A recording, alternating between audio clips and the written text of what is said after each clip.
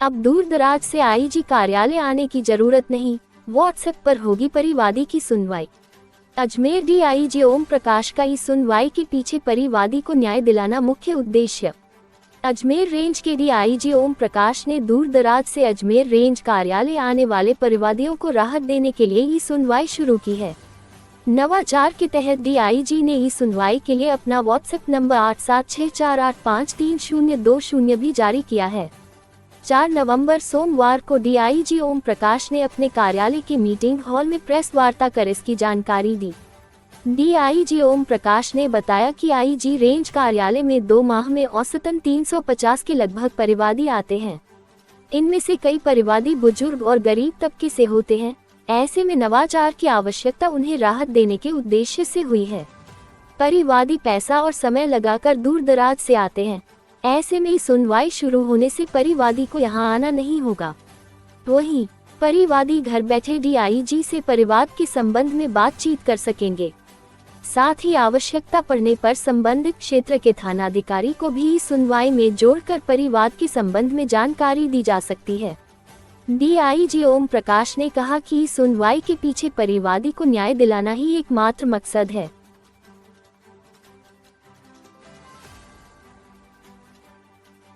अच्छी तरह से निकला त्यौहार, किसी तरह शांतिपूर्ण अमन चैन रहा और किसी तरह की कोई रेंज और संभाग में कोई अप्रिय घटना घटित हुई, इसके लिए आप सभी को बहुत बहुत बधाई। और हमारी पुलिस ने भी अच्छा काम किया तो उसके लिए भी आप लोगों ने सहयोग किया, इसके लिए बहुत बहुत बधाई। आज सर आपने किसी बुलाई गेट टुगेदर है या किस तरह की जानकारी आप देना चाहिए? बेसिकली 2 चीज़ों में मेरा ये प्रयास रहा है कि जहाँ भी मैं रहा हूँ पुलिस की नौकरी में, कि हम 1 महीने में या 2 महीने में हमारा जो कामकाज है, कहाँ काम अच्छा कर रहे हैं, कहाँ हमारी कोई कमी आ रही है, हम आपको हमारी कमी भी बताएं, तो हम अच्छा काम किया वो भी आपको बताएं। तो बेसिकली हम इन चीज़ों में जाके देखा तो मेनली तो हमारा जो सबसे जो सरकार की जो प्रायोरिटी रहती है वो महिला अत्याचार की रहती है। तो महिला अत्याचार के मामलों में पहले हमारे 1% की लगभग कमी थी 1 अगस्त को। तो ये 2 महीने के आंकड़े सितंबर और अक्टूबर, नवंबर के अभी आएंगे, तो 2 महीने में हमारी जो 1% की कमी थी उसको हमने ला करके अब हमारी करीब 12% की महिला अत्याचारों में कमी आई है, जिससे गुड साइन। दूसरा था सबसे ज़्यादा आप लोग जो लोगों को जनमानस को उद्वेलित करता है, चोरी और नकबजनी। तो चोरी में जो पहले लगभग 4.5% की जो वृद्धि थी, वो अच्छी बात ये है कि करीब 7.5-8% की उसमें कमी आई है चोरी में। इसी तरह से नकबजनी का एक फोकस रहता है, तो नकबजनी में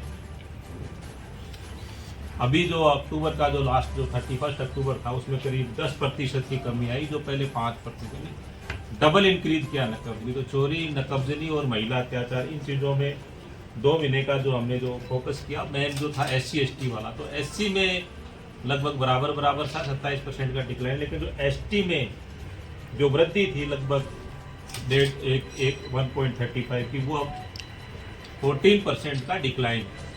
ये 3-4 चीज़ें आपको बताना चाह रहे थे। बाकी आपको जो नवंबर के जो आंकड़े हमारे, सॉरी अक्टूबर के जो आंकड़े हैं, तो अभी 2-4 दिन में उसके बाद दोबारा आप लोगों के पास भिजवाएंगे।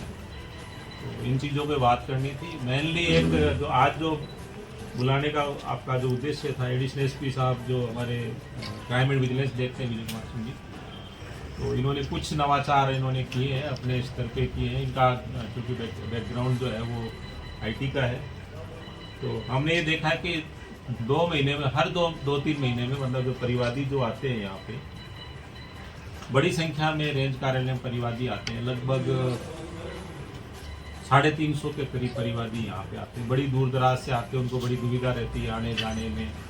और एक परिवादी आता है तो उसके साथ 4-5 आदमी और आते हैं, तो उनका भी एक उसका खर्चा भी होता है, उसके अलावा काम छोड़ के भी आते हैं। बहुत बड़ा कोई प्रयास नहीं है हमारा, मतलब जैसे जन सुनवाई करने के लिए हमने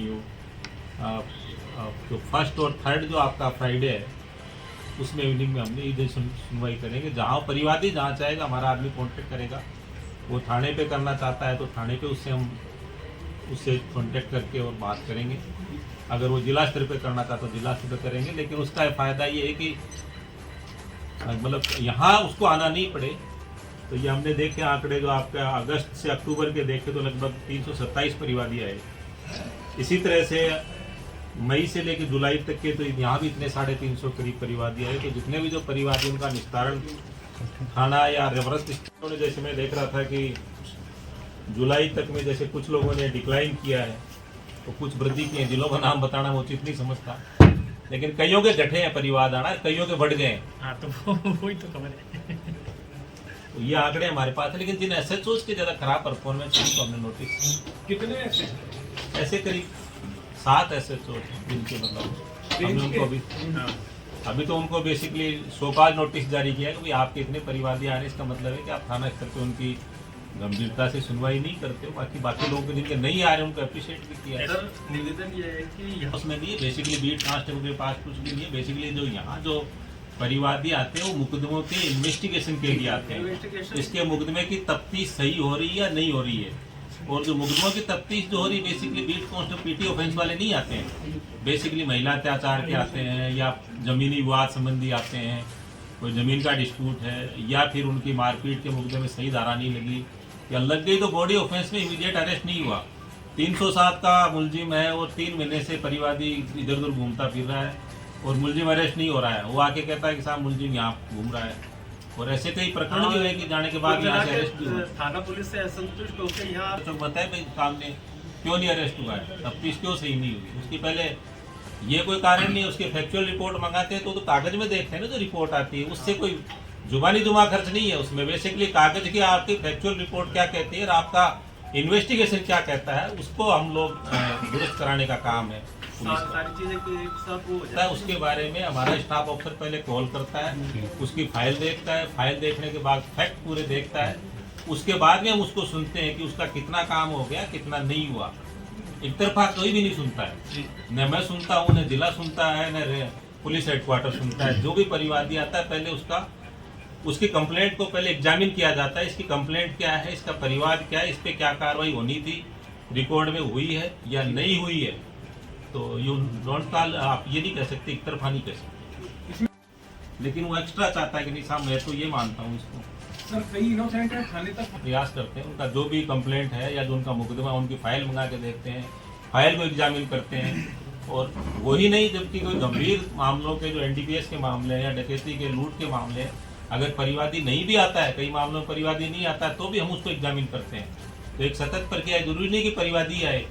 ये काम हमारा सुपरवाइजरी ऑफिसर का है कि वास्तव में इन्वेस्टिगेशन सही हुआ या नहीं हुआ, और केस दर्ज होने के बाद केस के बाद में उसका इन्वेस्टिगेशन और इन्वेस्टिगेशन के बाद उसका चालान कोर्ट में पेश करना, और चालान कोर्ट में पेश करने के बाद में वो कन्विक्शन हुआ या नहीं हुआ, और कन्विक्शन नहीं हुआ बरी हो गया तो उसमें क्या कारण रहे, क्या पुलिस के इन्वेस्टिगेशन के कारण बरी हुआ, तो उन चीजों को भी हमारा इक्विटल रजिस्टर उसको लास्ट तक भी देखती है पुलिस। इस चीज ऐसे कितने मामले हैं जो है वो हर फाइल आती है कोर्ट में, जो बरी हुआ उसका इक्विटल रजिस्टर होता है। का बताते हैं सर, अभी यहाँ रहे तो आप यहाँ मैं आपको आंकड़े नहीं बताऊंगा, लेकिन आपको आंकड़े में इस चीज का लेके नहीं, आपको बता देंगे। आपको आंकड़े मेरे यहाँ ले लीजिए, आपको उपलब्ध करवा देंगे कितने में हमने चार्जशीट दी। पोक्सो के मामले में सजा कराई तो उनको हमने अप्रिशिएट किया। अगर कोई बरी हुआ है या बरी करने के केस को खराब किया है, उसमें कितने आरोप पत्र दिए हैं हम आपको भी 5 मिनट में बता देंगे। गौहर चिश्ती का उदाहरण है, इसके अंदर हम जो एमएचए के गाइडलाइंस है कि महिला अत्याचार और पोक्सो के जो रेप के मामले उसमें मैंडेटरी है कि 60 दिन में उसका चालान पेश हो जाना चाहिए। अगर आपने 60 दिन में चालान पेश कर दिया तो आपको 100 नंबर है, और 60 दिन में आपने चालान का मतलब ये नहीं कि आपने फॉर्मेलिटी कर दिया, आपका उस पर चढ़ जाना चाहिए। तो 60 दिन में चालान पेश हो गया, और चालान पेश होने के बाद में वो 100% उसके नंबर मिलते हैं कि चालान पेश होगा। तो सबसे बड़ा जो पिछड़ा हुआ जो कारण था वो हमारी पहले ITSO का स्कोर रेंज जो हमारी 12वें नंबर पे थी, नीचे से 12वें नंबर से आते आते हम इसको करीब 7वें 8वें नंबर पे लेके आए। उसका एक ही काम किया कि जो अननेसेसरी जो केसेस पेंडिंग है महिला अत्याचार के, रेप के, पोक्सो के, कोशिश करिए कि 100% 2 महीने में उनमें चालान पेश हो जाए। फाइल को लेके उसका तरीका ये है कि 30 दिन के बाद में CO देखता है, और 30 दिन से ज़्यादा जो ही केस अगर पेंडिंग होता है तो उसको SP साहब देखते हैं। 45 दिन के बाद फाइल में मंगा के देखता हूँ कि इसमें चालान क्यों नहीं पेश हो रहा। FR का मामला आता है वो FR दीजिए, लेकिन जो चालान लाइक केस है उसको आप 45 डेज में डिसाइड करिए कि इसमें चालान पेश करना है। आफ्टर 45 डेज मैंडेटरी है कि वो और मैं कोशिश करता हूँ कि 60 दिन में चालान पेश हो जाए। अगर मामला एफआईआर का तो अदर मैटर उसका भी डिस्पोज होना चाहिए, तो ये आई आना पड़ेगा। तो ये ई जन सुनवाई शुरू की है, उसमें एक व्हाट्सअप नंबर भी दिया जिसके माध्यम से वो कांटेक्ट कर सकता हमसे, हम उनसे डायरेक्ट बात कर सकते हैं। उस समय जब सुनवाई करेंगे उस समय कंसर्निंग जो जिस थाने का जो कंप्लेंट है वो एसएचओ और सीओ भी वहाँ पे मौजूद रहे।